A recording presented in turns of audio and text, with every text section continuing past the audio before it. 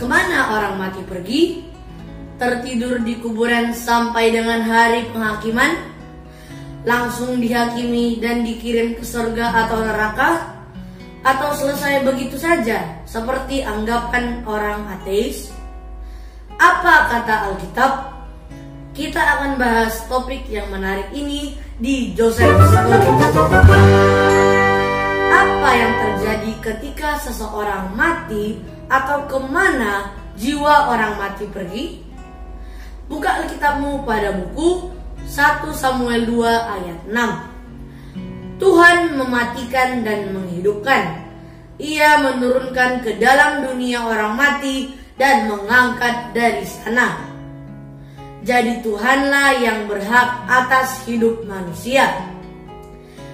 Yang kedua, Ibrani 9 ayat 27 King James Version.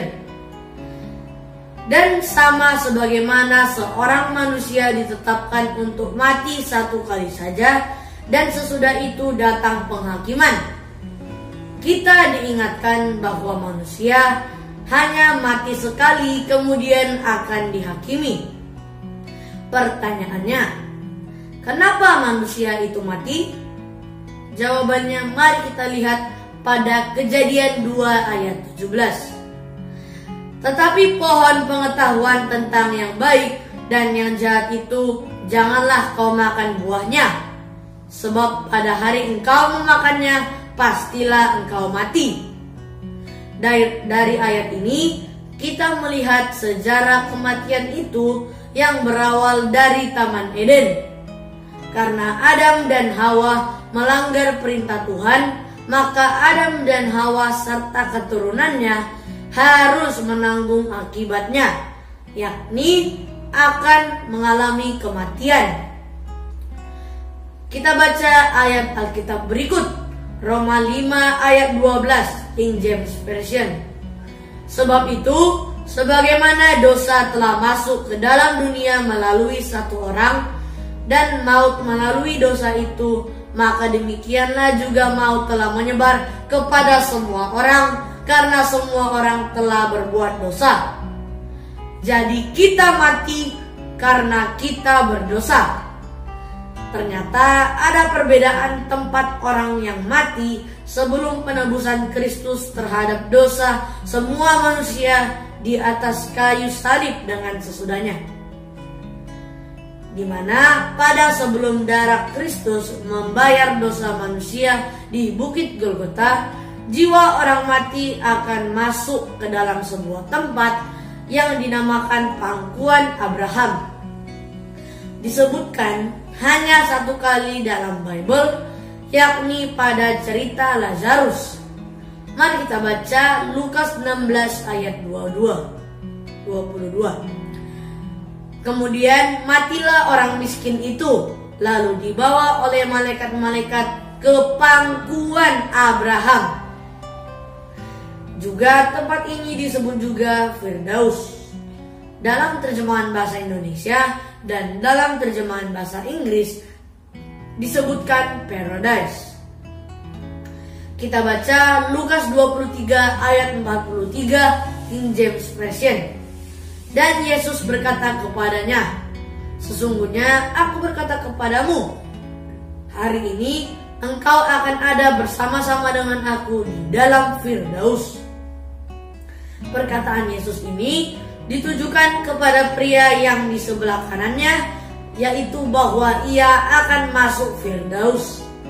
Firdaus yang dimaksud adalah pangkuan Abraham, di mana pangkuan Bapa Abraham atau Firdaus ini. Mari kita baca Matius 12 ayat 39 sampai 40 King James Version.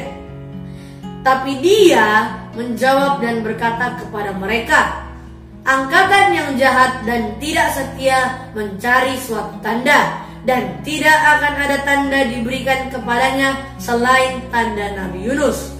Sebab seperti Yunus tinggal 3 hari 3 malam di dalam perut ikan paus, demikian juga anak manusia akan tinggal 3 hari 3 malam di dalam jantung dari bumi.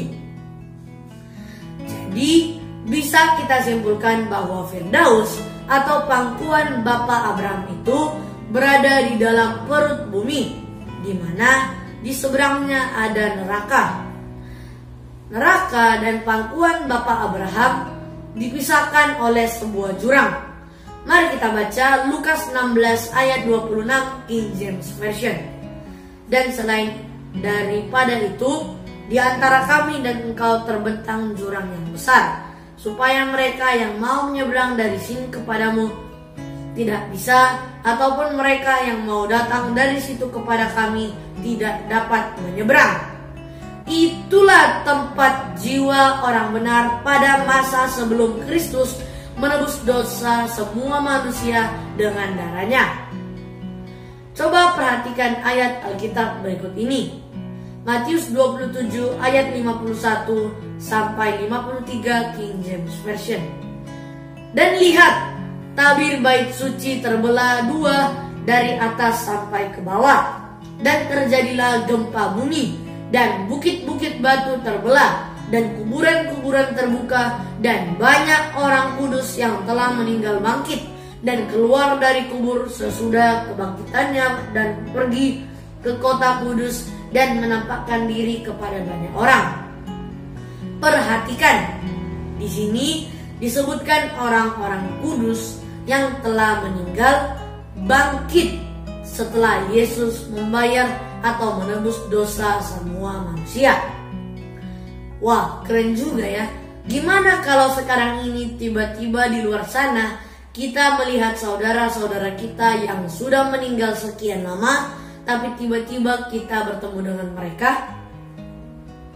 Selanjutnya, kemana mereka pergi?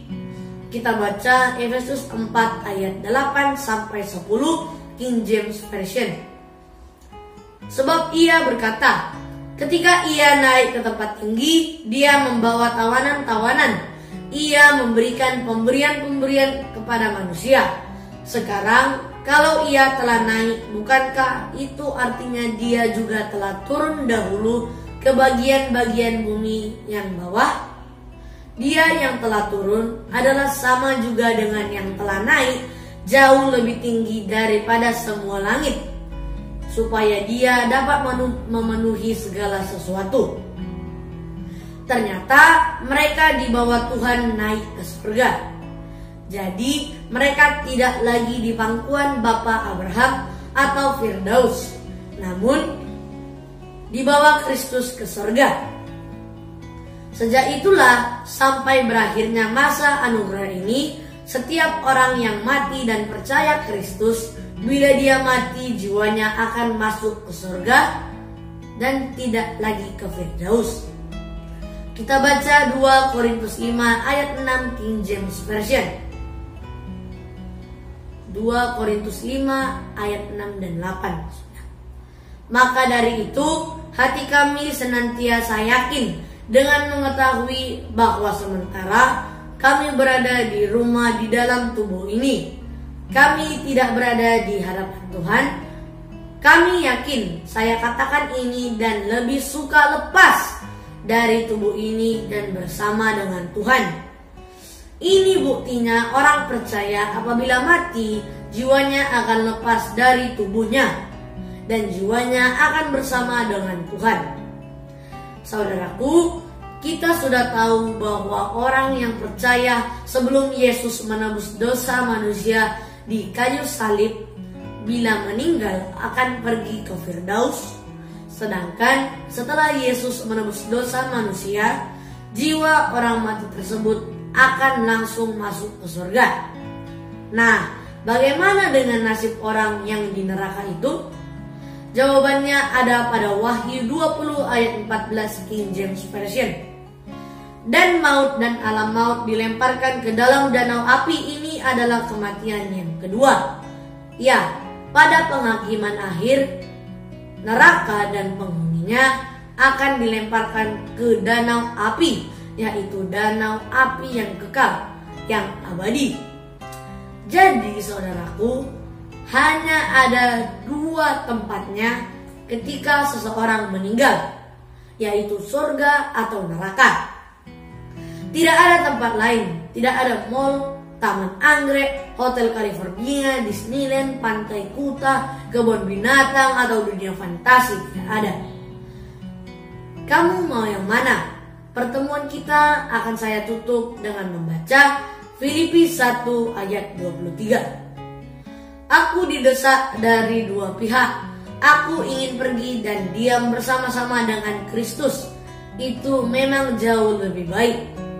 Yang dikatakan Paulus di sini adalah sementara kita mati, tubuh kita membusuk, jiwa kita akan bersama Kristus. Apabila kita orang yang percaya. Pertanyaan saya, di mana Kristus sekarang? Jawabannya adalah di sorga. Jadi, maksud Paulus di ayat di atas, diam bersama-sama Kristus adalah berada di sorga. Bukan lagi di pangkuan Abraham atau Firdaus. Ikuti terus Joseph Stories. Jangan lupa like, komen, share, dan subscribe ya. Amin saudaraku. Maju terus dalam Kristus. Haleluya.